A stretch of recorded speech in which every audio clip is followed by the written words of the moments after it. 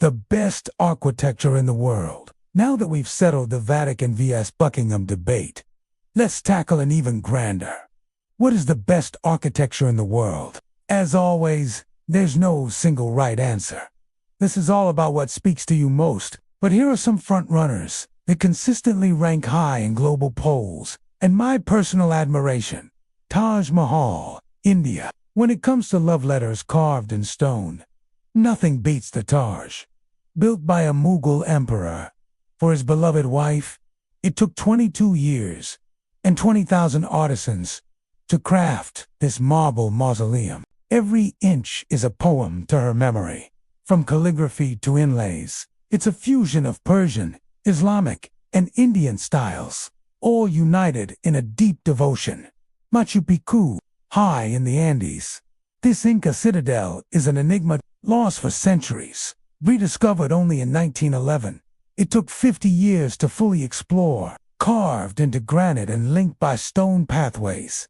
It's a marvel of balance and adaptation. How they moved these stones without modern tools is still debated. Great Wall of China. For sheer scale and perseverance, the Great Wall is hard to top. Stretching over 13,000 miles, it took centuries and countless hands to build. Over time, various dynasties added sections, each reflecting their era. It's a testament to human effort against the elements, a tangible timeline of Chinese history. Sagrada Familia, Spain. Antoni Gaudi's unfinished masterpiece is a feast for the eyes. Nature, religion, and art blend in every detail, from the spires reaching for heaven to the intricate stonework inspired by natural forms. It's an ongoing saga in stone and cement. Christ the Redeemer, Brazil. Art Deco meets mountainous majesty at Corcovado. This 30-meter statue of Jesus Christ isn't just a symbol of Christianity. It's a beacon of hope and a symbol of Rio de Janeiro. With arms outstretched, it seems to embrace the city below. Sydney Opera House, Australia. The sails of the Opera House define Sydney's skyline, but its design almost sank the project. Jorn Utsen's radical vision was too expensive and complex, but the result is a masterpiece of modern architecture, where function meets audacious beauty. Forbidden City, China. Once the home of emperors and empresses, this sprawling complex reflects imperial power and aesthetic refinement. With 980 surviving buildings, it showcases Chinese garden design and a mastery of space within its immense walls. Colosseum, Italy. Gladiator games, mock naval battles, animal hunts, and even executions unfolded in this massive amphitheater, a symbol of ancient Rome's power and entertainment. It's a window into a brutal past and a feat of engineering for its time. Petra, Jordan. Carved into sandstone cliffs, Petra was once a thriving city.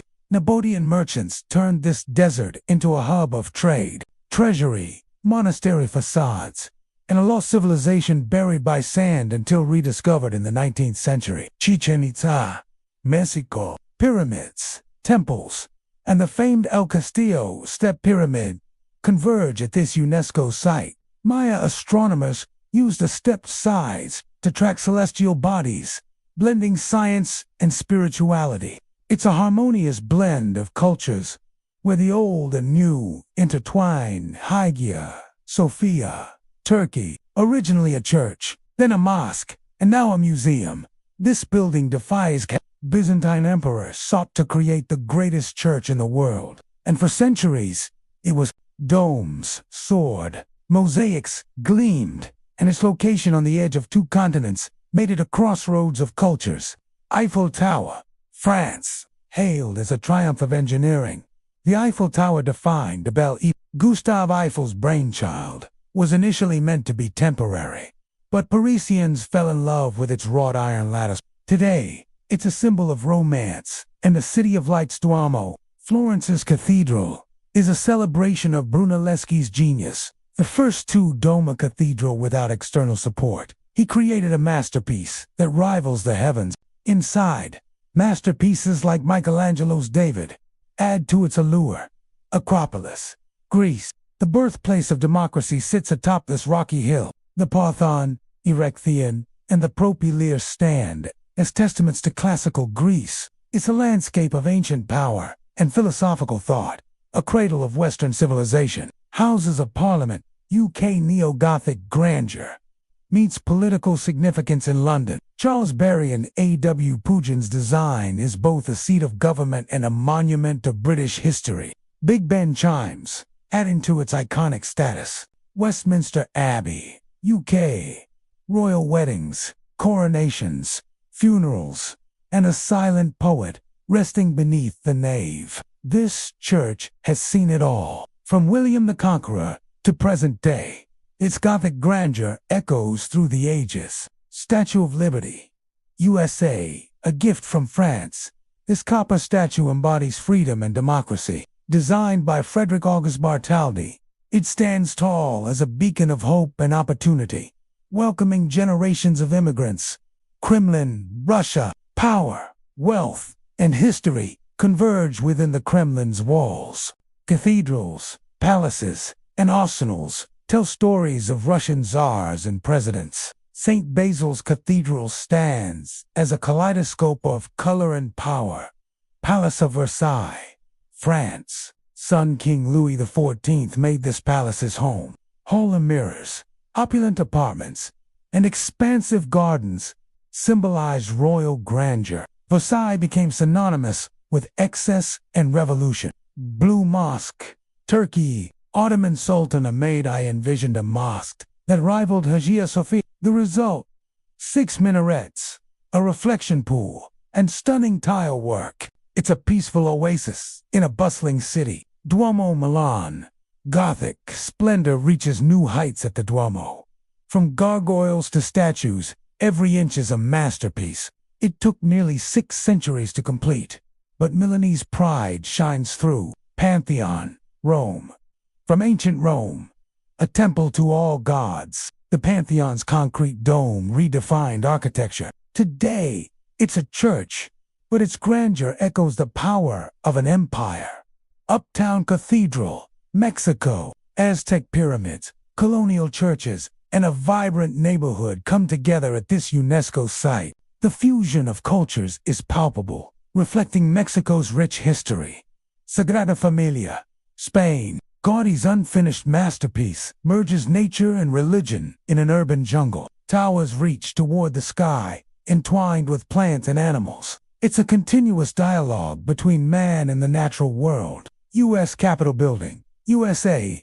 The seat of American democracy reflects ideals of equality and grandeur. Thomas Jefferson's influence is evident in its neoclassical facade and domed roof, symbolizing unity and purpose. Flinders Street Station, Australia. Melbourne's Grand Dame of Stations defines an era in train travel. William Volant's design blends Victorian exuberance with Italianate influences. It's a station that feels like a palace.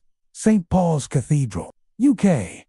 From Wren's genius emerged a masterpiece of Baroque architecture. Fire and blitz survived it to become a symbol of London's resilience. Within its dome, history unfolds. Things fall apart, but St. Paul's endures. Efficiency versus aesthetics. How do you weigh them in architecture? Do you prefer buildings that prioritize practicality and functionality over aesthetic appeal? Or do you lean towards structures that emphasize beauty and design, even if it comes at the cost of some efficiency? It's a tough choice. Both aspects are crucial in architecture. Let's analyze each side. Functionality first. This approach values buildings that serve their purpose well. Supporters of this view often appreciate modern architecture with clean lines, geometric shapes, and an emphasis on practicality. Consider the Barcelona Pavilion by Ludwig Mies van der Rohe, known for its open floor plan, seamless integration of indoor and outdoor spaces, and minimalist design. On the other hand, Beauty First advocates champion structures that prioritize visual appeal and design innovation. They often appreciate buildings that push the boundaries of aesthetics, experiment with new materials and forms, and evoke an emotional response. Take the Sydney Opera House, for example, with its iconic sail-like design, fluid curves, and dramatic contrast between the structure and its natural surroundings. Ultimately, It's a matter of personal preference. Some people value functionality above all else in a building, while others prioritize aesthetic appeal and design innovation. Which side do you fall on? Or perhaps you see room for both in the right balance. After all, a building that looks good but isn't practical to use isn't much use at all. And a strictly functional building can still be appreciated for its form and simplicity. Where do you draw the line? Maybe it's time to redesign your own place. Give me the details. What type of space are we working with? Is there a particular style or vibe you're going for? Functionality is key. Do you need to maximize storage or create specific zones for work and relaxation? Any must-have features? I love incorporating plants, natural materials, and pops of color in my designs, but I'm here to